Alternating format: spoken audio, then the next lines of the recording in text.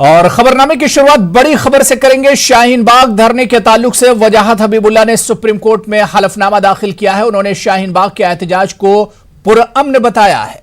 वजाहत हबीबुल्ला ने हलफनामे में जिक्र किया है कि पुलिस ने शाहीन बाग के करीब गैर जरूरी नाकाबंदी की है, जिसकी वजह से लोगों को काफी मुश्किलात का सामना है।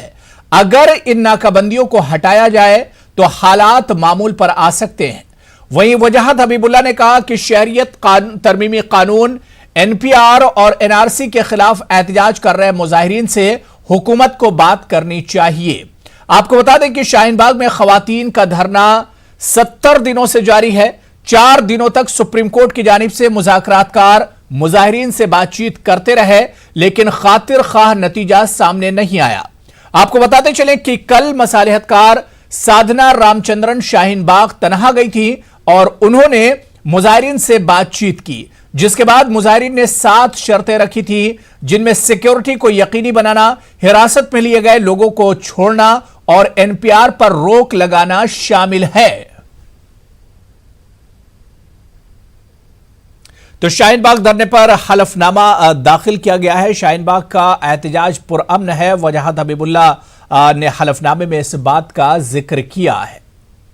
तो शाहीन बाग धरने पर हलफनामा दाखिल किया गया, उसमें क्या कुछ खास है वो हम आपको बहुत जल्दी ग्राफिक्स के जरिए बताने की कोशिश कर रहे हैं। वजाहत हबीबुल्ला ने अपने हलफनामे में कहा है, जो हलफनामा सुप्रीम कोर्ट में दाखिल किया गया, उन्होंने कहा कि शाहीन बाग का एहतजाज पुरअमन है। पुलिस ने शाहीन बाग के करीब नाकाबंदी की है, जिसकी वजह से आमदोरफ्त में खलल पड़ रहा है। अगर इन नाकाबंदी को हटा दिया जाए तो मुश्किलें कम होंगी। पुलिस ने गैर जरूरी तौर पर सड़कों को बंद किया है। एनआरसी, एनपीआर और सीएए पर भी उन्होंने अपनी बात जाहिर की है इस हलफनामे में, और उन्होंने खास बात यही कही कि शाहीन बाग का एहतजाज पुरअमन है, लेकिन पुलिस ने शाहीन बाग के करीब नाकाबंदी की है, जिसकी वजह से परेशानी हो रही है, और अगर इन नाकेबंदी को हटा दिया जाए तो मुश्किलात कम हो सकती है।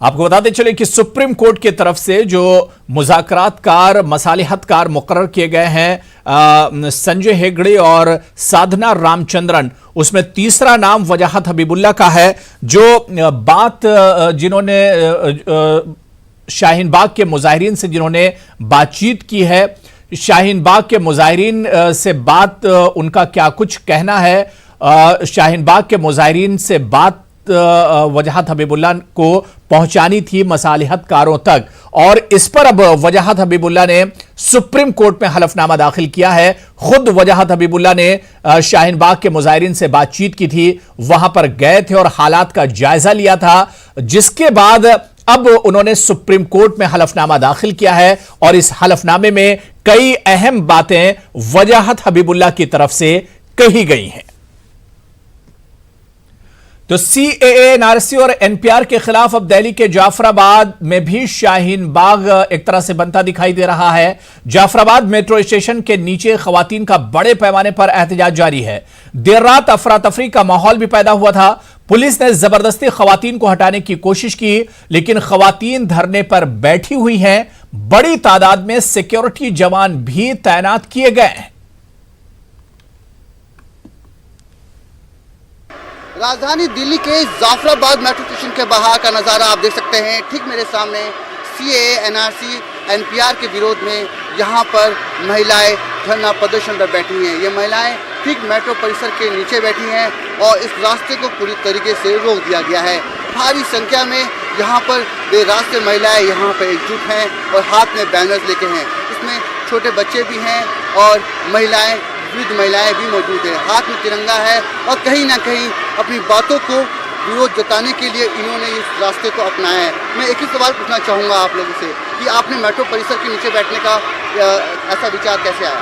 इसलिए आया हमारे अंदर विचार, क्योंकि 40 दिन से हम हर जगह पर बैठे हुए हैं। 2 महीने हो गए शाहीन बाग को बैठे हुए, कुछ असर नहीं दिख रहा है। तो ऐसे अगर 10 शाहीन बाग बन जाएंगे तो शायद उन पे कुछ असर हो। क्योंकि आप ये बोलो ना कि हमें सिर्फ अपना हक चाहिए और हमें कुछ नहीं चाहिए, बस बस हम ये चाहते हैं, हमें एनसीआर के खिलाफ हम ये सब कर रहे हैं, बस हमें हमारा हक चाहिए और कुछ नहीं है। एनआरसी के लिए हमें बस सिर्फ अपना हक चाहिए और कुछ नहीं चाहिए, कुछ नहीं चाहिए।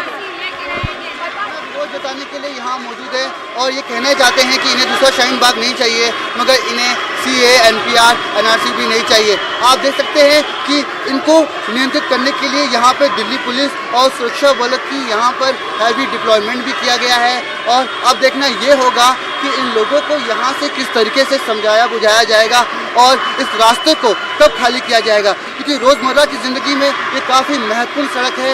यहाँ पर लोग दफ्तर के लिए मेट्रो का इस्तेमाल करते हैं, मगर ये लोग जिस तरीके से यहाँ पर बैठे हैं, अब देखना ये होगा कि इन्हें कब किस तरीके से समझाया जाएगा, क्योंकि ये काफ़ी महत्वपूर्ण इलाका है। मगर सीए, एनपीआर और एनआरसी को लेकर विरोध प्रदर्शन जारी है। अब देखना ये है कि ये महिलाएं कब मानती हैं। कैमरा पर्सन नरेश के साथ मैं रवि कुमार मिश्रा, न्यूज़ 18 नई दिल्ली। आगे बढ़ेंगे। भीम आर्मी चीफ चंद्रशेखर आजाद ने औरंगाबाद में पैदल रैली निकाली और डॉक्टर बाबा साहब अंबेडकर के मुजस्समे को हार पहनाया। इस मौके पर चंद्रशेखर आजाद ने भारत बंद की हिमायत करने वालों का शुक्रिया अदा किया। औरंगाबाद के शाहीन बाग में चंद्रशेखर आजाद आज 3 बजे खिताब करेंगे। यूपी बिहार में रेल बंद की गई है, रास्ता रोका गया है और जितने भी नेशनल हाईवे है वो सारे बंद किए गए हैं, उस पे क्या कहना है आपका? ये अच्छी खबर दी आपने। देखिए, ये हमारे अधिकारों का मामला है, ये हमारे वजूद का मामला है, ये हमारे नागरिकता का मामला है। इस पे हमारा आंदोलन चल रहा है और हम लोग चाहते हैं सरकार तक ये आवाज जाए, क्योंकि ये संवैधानिक आंदोलन, शांतिपूर्वक आंदोलन जो चल रहा है, और उम्मीद है कि ये बात सरकार तक जाएगी। हमारे हकों के साथ हकों पर डाका नहीं पड़ेगा। कानपुर में 20 दिसंबर 2019 का वो दिन जब मुल्क भर में शहरियत तरमीमी कानून और एनआरसी के खिलाफ मुजाहरे चल रहे थे, तो कानपुर में भी जुमे के दिन मुजाहरा हो रहा था। लेकिन यहां हुआ पुरतशद्दुद, 3 लोगों की इसमें मौत हो गई थी। पुलिस की तरफ से जबरदस्त एक्शन किया गया था, मुतअद्दिद अफराद इसमें जख्मी हुए थे। इस पूरे मामले पर हमारे नुमाइंदे संदीप सविता की यह रिपोर्ट देखिए।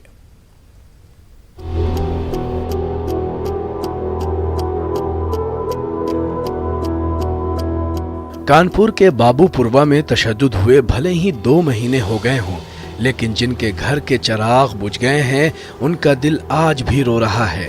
और जख्मी अफराद के जख्म भले ही भर रहे हों, लेकिन उनकी दर्द भरी यादें आज भी ताज़ा हैं।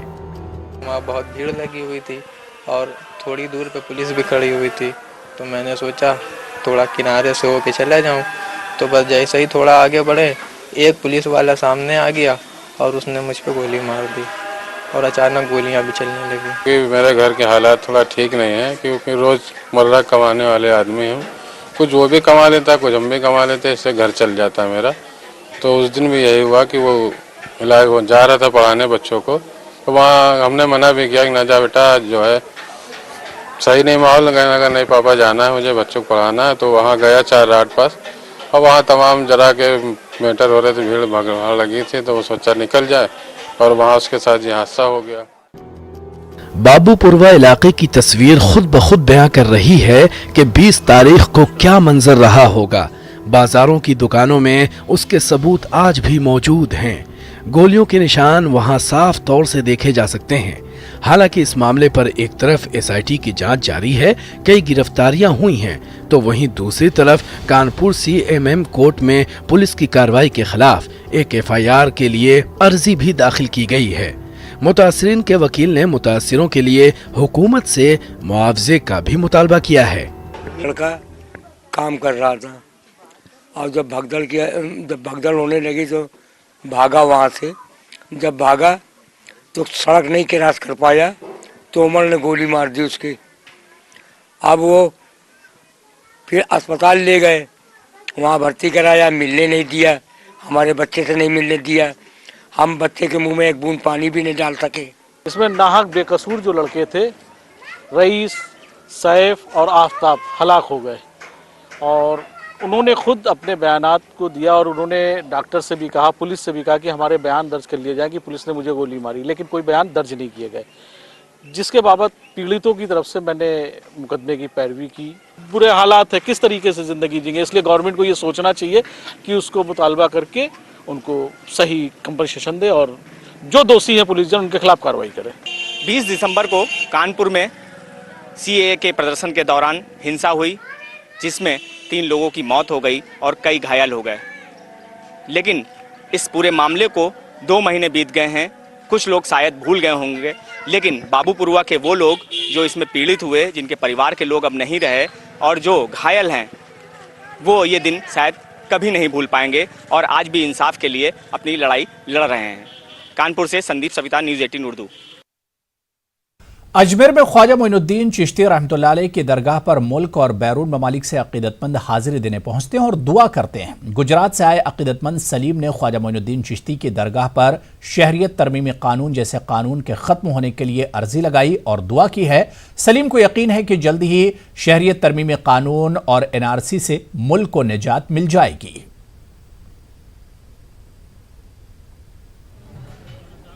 जो मुल्क में ये चल रहा है NRC और CA, उसके खिलाफ जो भी साजिशें हो रही हैं गवर्नमेंट की तरफ से और दूसरे कौमों की तरफ से, तो इंशाअल्लाह हमने वही लिखा है कि हमारे जो मुसलमानों पे NRC और CA के बारे में जो गुस्ताखियाँ हो रही है वो उससे हमें निजात दिलाए। और बेशक पूरा हमें भरोसा है कि हमें हमारे ख्वाजा गरीब नवाज है, जो गरीबों के नवाज हैं, वो हमारी ज़रूर इंशाल्लाह मदद करेंगे। ख्वाजा साहब के दरबार में जो लोग हाजिर नहीं हो सकते, वो अपनी तरफ से अर्जियां गरीब नवाज के बारगाह में भेजते हैं और जो लोग यहाँ पर मौजूद होते हैं वो अपनी तरफ से अर्जियां दरबार में आके खुद बांधते हैं।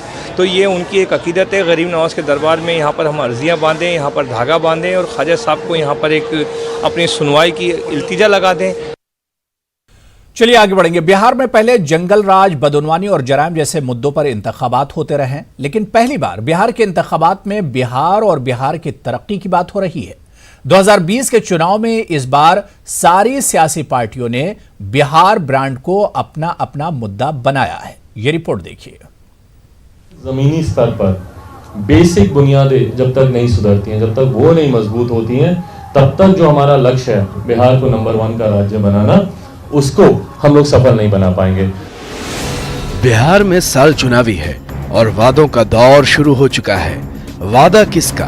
बिहार को नंबर 1 बनाने का, बिहार से बेरोजगारी भगाने का।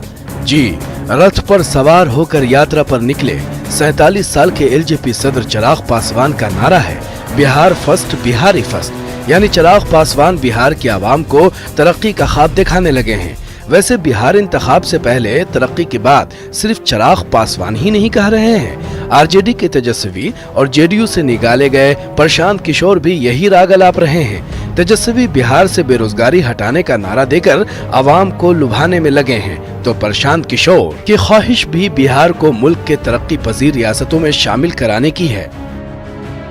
वो राजनीतिक शक्ति खड़ी करेंगे जो कि बिहार के अग्रणी होने में, देश के सर्वश्रेष्ठ राज्यों में शामिल होने की दिशा में कंट्रीब्यूट करना चाहता है।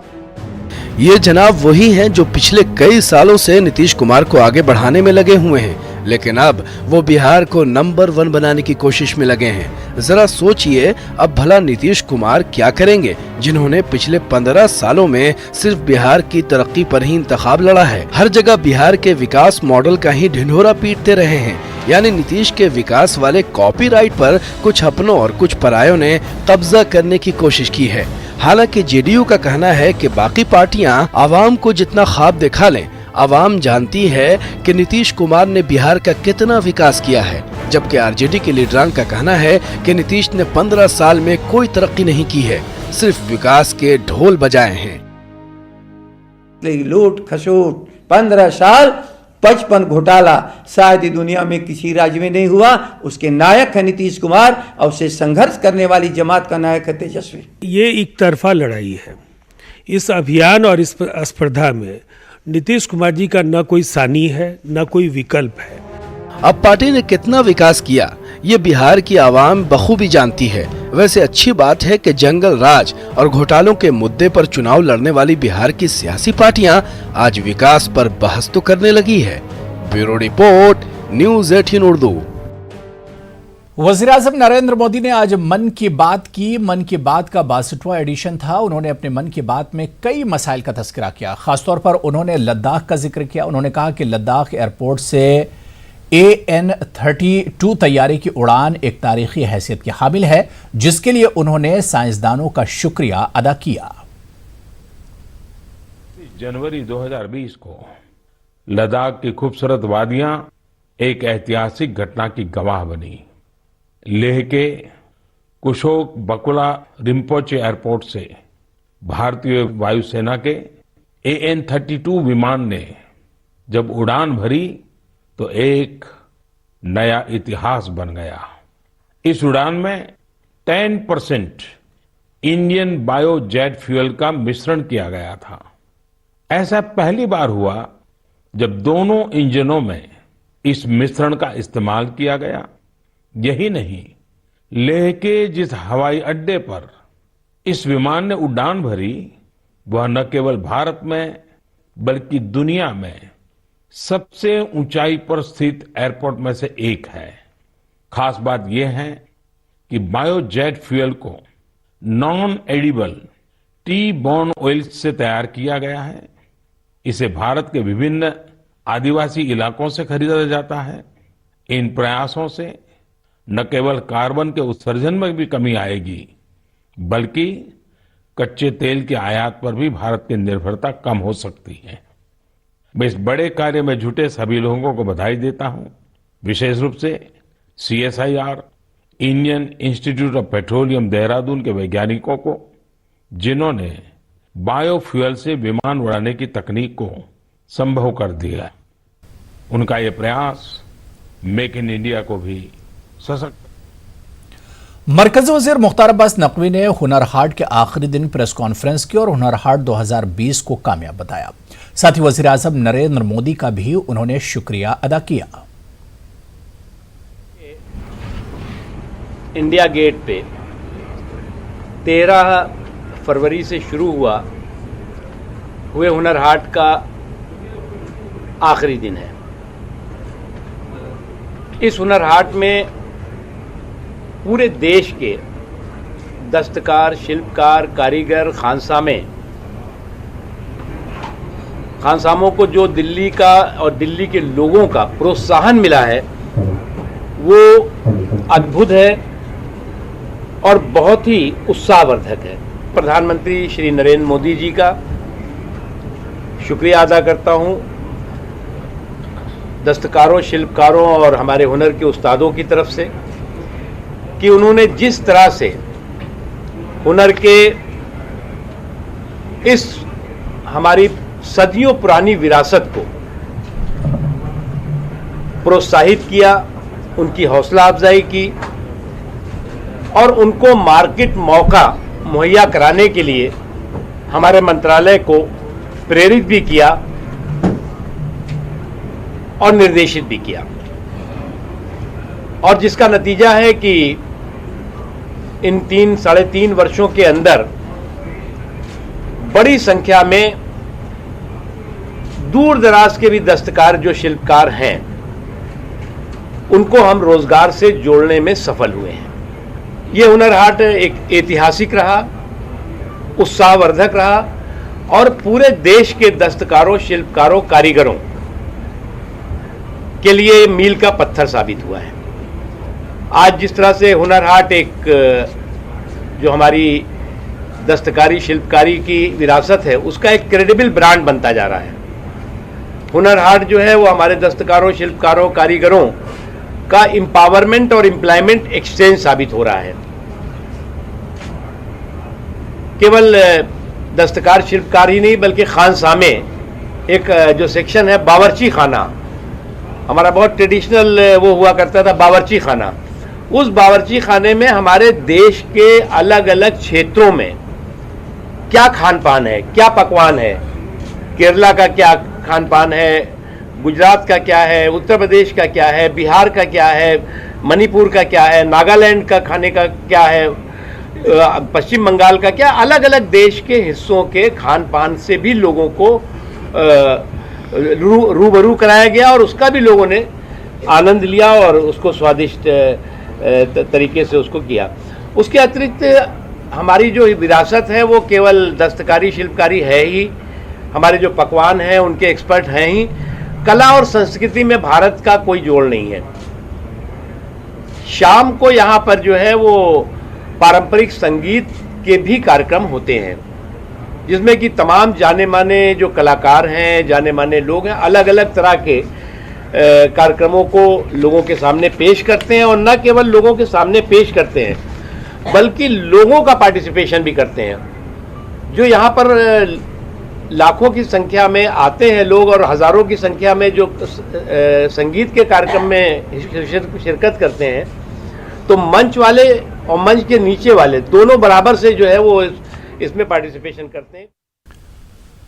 मुल्क के आईटी शहर बेंगलुरु में बच्चों को नमाज की जानिब रागिब करने की मुहिम जारी है। इस मुहिम के तहत शहर की एक और मस्जिद में बच्चों में इनामात तकसीम किए गए। मस्जिद उस्मान बिन अफ़्फ़ान में 120 दिन तक जमात के साथ फजर की नमाज अदा करने वाले बच्चों को इनाम और एजाज से नवाजा गया। इस मस्जिद में सख्त सर्दी के मौसम में 100 से जायद बच्चों ने 120 दिनों तक फजर की नमाज पाबंदी के साथ अदा की। बच्चों में साइकिल, फुटबॉल, वॉच और इस तरह के तोहफे तकसीम किए गए। मैंने मस्जिद में 120 डेज कंटिन्यूस नमाज पढ़ने की तरफ से सही मस्जिद के तरफ से साइकिल जीता। इंशाल्लाह मरते दम तभी हम फजर की नमाज नहीं छोड़ेंगे इंशाल्लाह। अल्लाह का फजल करम है कि मस्जिद के तरफ से मुझे साइकिल भी इनाम मिला है। आइंदा भी पढ़ता रहूँगा इंशाल्लाह मरते दम तक। इंशाल्लाह मैं आपसे फजर की नमाज रोज़ भी पढ़ता, 5 वक्त में। हमारी कौम के बच्चे देखो सुबह में हो जैसा जुम्मा में नज़र आती हैं वैसा फजर में नज़र आती हैं मस्जिद में। ये बहुत खुशी की बात है। हर कोई मस्जिद में, हर मस्जिद में ऐसा प्रोग्राम अगर चलाएंगे ना, इंशाअल्लाह सुम्मा इंशाअल्लाह हमारी कौम आगे चल को हमारी पीढ़ी पूरी दीनदार बन जाएंगी। घर का जो माहौल है ना, 5 टाइम नमाज पढ़ रहा है। घर में पढ़ता नहीं था बच्चा लोग, घर में भी बीवी बच्चा सब पढ़ रहा है नमाज।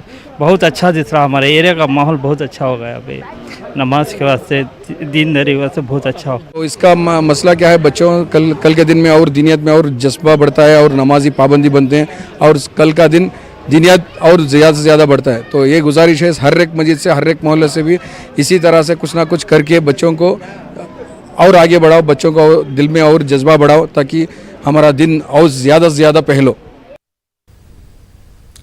आगे बढ़ेंगे। अमेरिकी सदर डोनाल्ड ट्रंप की आमद से एक रोज कबल मोटेरा स्टेडियम के पास आर्जी तौर पर तामीर किया गया वीवीआईपी गेट तेज हवा के सबब अचानक गिर पड़ा। बताया जा रहा है कि इस गेट से वजीर आजम मोदी और डोनाल्ड ट्रंप गुजरने वाले थे। गेट के अचानक गिरने से इंतजामिया के तैयारियों पर सवाल खड़े हुए हैं। खुशकिस्मती से इस हादसे में कोई जख्मी नहीं हुआ है। अमेरिका के राष्ट्रपति डोनाल्ड ट्रंप और भारत के प्रधानमंत्री नरेंद्र मोदी के आगमन के एक दिन पहले ही जो वीवीआईपी गेट है मोटेरा स्टेडियम का, वहां पे जो गेट बनवाया गया था, वो गेट आज वैली अर्ली जो मॉर्निंग थी तब ये जो गेट है वो धराशायी हुआ था। अब दृश्य में भी देख रहे हैं कि जो गेट था उसको थोड़े दिन पहले ही बनाया गया था। ये जो गेट है वहाँ से डोनाल्ड ट्रंप और नरेंद्र मोदी का आगमन होने वाला था, उसके बिल्कुल एक दिन पहले ही ये घटना बनी है, ये हादसा बना है। दूसरी तरफ बात की जाए तो ये जो गेट है वो भारी पवन के कारण से धराशायी हुआ था, ऐसा यहाँ पे जो मौजूद लोग थे उन लोगों का कहना है। हालांकि ये जो गेट है वो गेट को अभी रिपेयर किया जाएगा और फिर से ये खड़ा किया जाएगा। और दूसरी तरफ बात की जाए तो कल ये जो दोनों जो प्रधानमंत्री और डोनाल्ड ट्रंप जो आने वाले हैं उसके एक दिन पहले ये घटना बनी है, तो उसके लिए अधिकारी में दौड़धाम मची है और ये पूरी तरीके से इसको बनाने की कामगिरी अभी शुरू की जाएगी। कैमरामैन सागर अबारी के साथ हरमेश शुक्रिया, न्यूज़ 18 अहमदाबाद। तो चलिए इस बुलेटिन में अभी फिलहाल इतना ही। आदाब।